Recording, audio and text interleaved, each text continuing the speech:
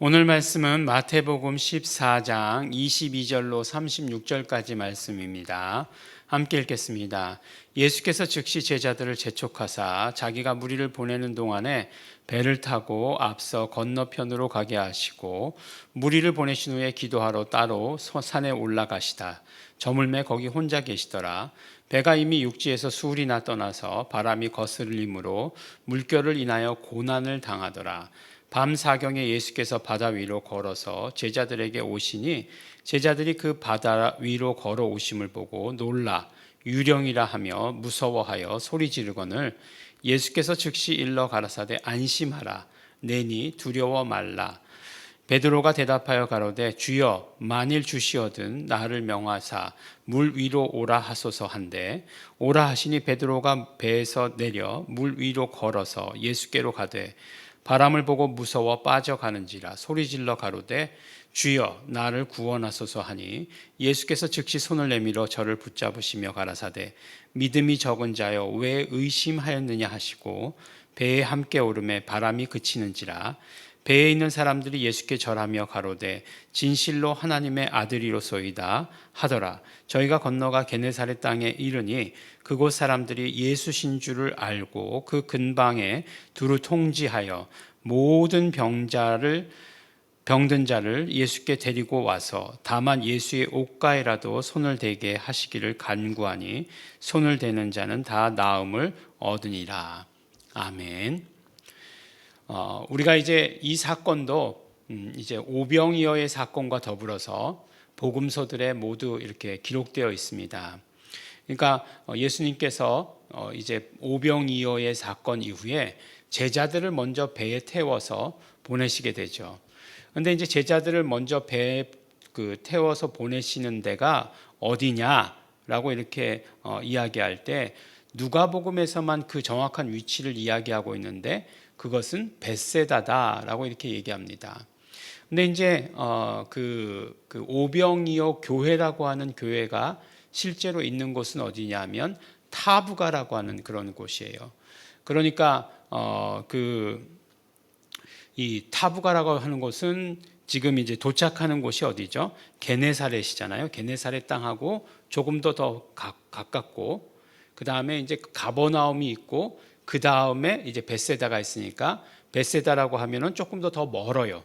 네. 그렇지만 많이 멀지 않습니다. 그러니까 뭐 이렇게 그 갈릴리 호수를 완전히 횡단한다거나 그런 거리는 아니다라고 하는 것이에요. 그럼에도 불구하고 그렇게 이렇게 해안을 따라가는 그런 길임에도 불구하고 풍랑을 만났어요. 이 사람들이, 이 제자들이. 근데 이제 제자들의 그 직업은 우리가 다 잘 알잖아요. 이 갈릴리 호수의 어부였어요.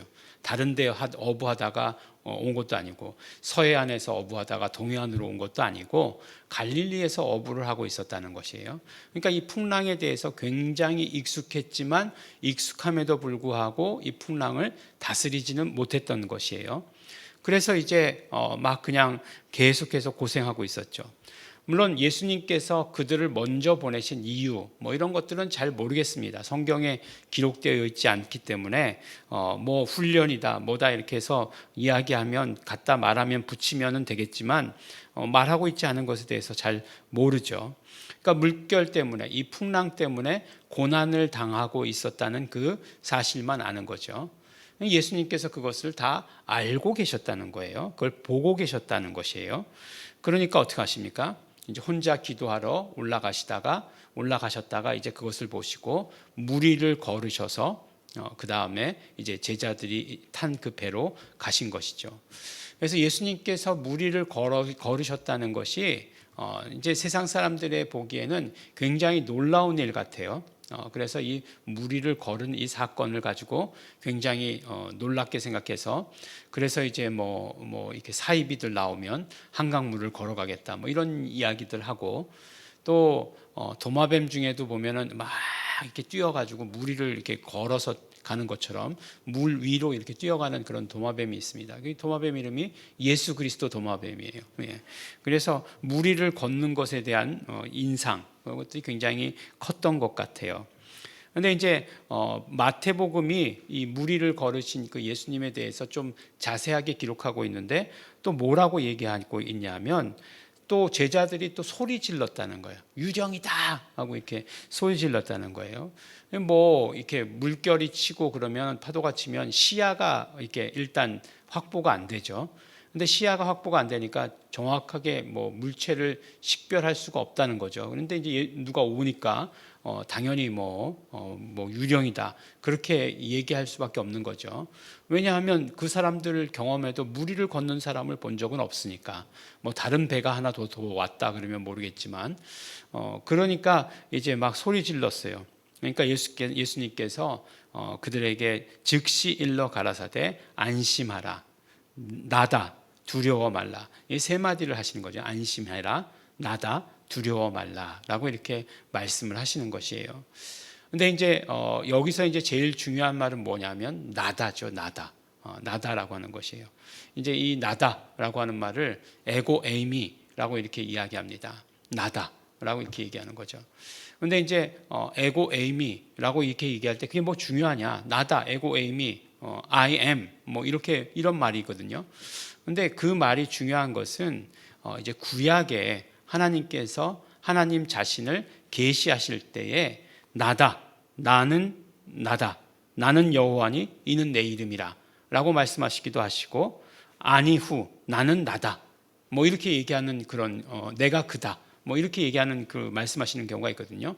그러니까 이제 이렇게 한국말로는 그렇게 번역했지만 헬라어로 번역하면 그러니까 히브리어를 헬라어로 번역했을 때 아니후 나다라고 하는 것을 에고 에임이라고 번역했다는 것이에요. 그러니까 이건 무슨 말씀이냐면 나다라고 하는 것은 단순히 그냥 여기서 그냥 내가 왔어라고 하는 의미가 아니라 하나님의 임재, 하나님의 현현, 하나님의 나타나심이다라고 하는 것을 의미한다는 그런 것이에요. 그러니까 이렇게 이름 개념으로 이 에고 에이미도 이름 개념 가운데 하나죠.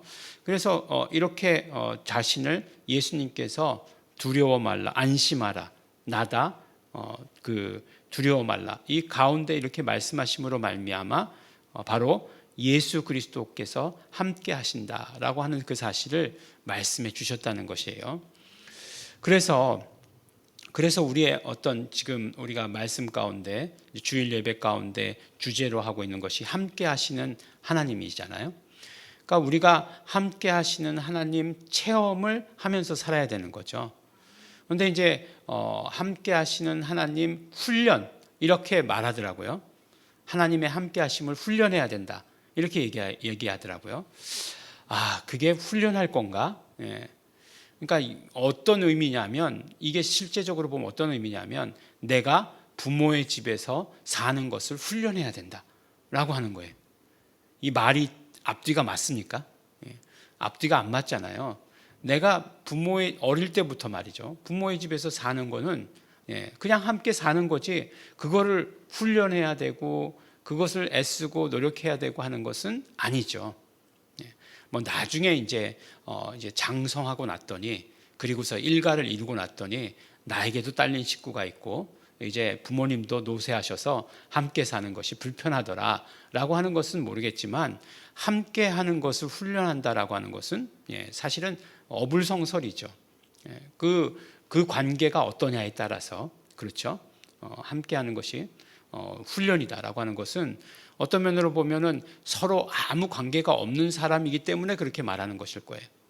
그런데 우리가 하나님이라고 하는 분, 예수님이라고 하는 분이 어떤 분이에요? 나의 구주시고 나의 아버지보다 어떤 면으로 보면 더 친밀한 그런 관계잖아요. 그런 관계인데 그렇다고 한다면 그게 훈련을 해야 되는 거야? 라는 그런 생각을 하게 되는 거죠.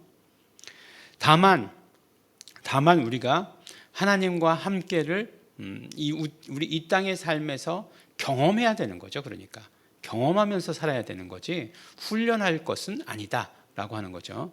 그러니까 내가 지금 하나님과의 관계가 너무 불편해. 하나님과 함께 하시는 것이 너무 불편하기 때문에 그렇기 때문에 훈련을 통해서 좀 익숙해지도록 해야 되겠다라고 하는 것은 아니에요. 그렇죠? 이제는 우리가 하나님의 함께 하심을 체험하는 거죠. 이 부분에서 하나님 함께 하셨구나. 물론 늘 함께 하세요. 근데 이제 내가 느끼던 못 느끼던 함께 하시지만, 그렇지만 내가 정말 예수 이름을 부르는 그 가운데 하나님께서 임재하시는 그 체험을 하는 것이 우리의 삶에서 너무너무나 중요한 거죠. 그 체험을 해야 한다는 거죠. 정말 풍랑이 일고 있는 그 상황 가운데에서 하나님의 임재 체험, 그 체험이죠. 그 체험을 하는 것이에요. 훈련하는 것 아니에요. 그래서 정말 우리가 어려움 당할 때 정말 하나님을 찾는 훈련이다. 아니죠. 어려움 당할 때 하나님을 체험하는 거죠. 예. 하나님의 함께 하심을 체험하는 훈련이죠. 예수님께서 함께 하시구나 하는 체험하는 그것이지, 그것이 훈련은 아니라고 하는 거예요. 체험을 해야 된다는 거죠. 이렇게 훈련하니까 이제 거부감이 들어서 그렇다라고 이렇게 얘기할 수도 있겠지만, 훈련해야 되는 것은 있죠. 우리 영성 훈련, 이런 것들은 훈련해야 되죠. 기도 훈련. 그 다음에 어떤 면으로 이야기하면 예배도, 이제 예배 자체가 중요한 것이지만 또 훈련도 해야 되는 것임에도 분명해요. 그러나 하나님의 함께 하심을 훈련한다는 말은 맞는 말은 아니다. 하나님의 함께 하심을 경험해야 된다라고 하는 것이죠. 하나님의 함께 하심을 경험하니까, 예수님의 함께 하심을 경험하니까 어떻게 돼요? 그 배가 곧 가려는 곳에 이르렀다. 그 중간 과정을 자세히 설명하고 있지 않아요. 배가 곧 가려는 곳에 이르렀다라고 이렇게 말씀하십니다. 그곳에서도 보니까 많은 병자들을 또 고치시는 이적, 예수님의 옷자락만 잡아도 치료받는 그런 이적이 있었다라고 이렇게 말씀하십니다. 우리의 삶에 하나님의 함께 하심을 체험하시기 바랍니다. 예수님께서 함께 하심을 체험하시기 바랍니다. 사실 함께 하시는 것의 주도권은 항상 예수님께 있어요. 그래서 오셔서 나다라고 말씀하신 것이잖아요. 그러니까 우리가 예수 이름을 불러서 정말 구체적으로 아주 정확하게 예수 이름을 불러서 하나님의 함께 하심을 체험하시는 우리 성도 여러분 되시기를 또한 예수 이름으로 축원합니다. 기도하겠습니다. 하나님 아버지 감사합니다. 오늘도 함께 하시는 하나님, 함께 하시는 예수님, 우리 성령님 마음껏 체험하게 하여 주시옵소서. 또 우리 매일매일 체험하며 살게 하시니 감사드립니다. 오늘도 함께 하심을 온전히 경험하는 하루 될 수 있도록 축복하여 주시옵소서. 감사드립니다. 예수님 이름으로 기도드렸습니다. 아멘. 그러므로 우리 이 시간에 기도하실 때 성령님, 우리 함께 하시는 하나님, 우리 온전히 경험하게 하여 주시옵소서. 예수 이름 불러서 하나님의 임재하심, 성령님의 임재하심, 예수 그리스도의 임재를 마음껏 경험케 하시옵소서. 다 같이 통성으로 기도하시겠습니다.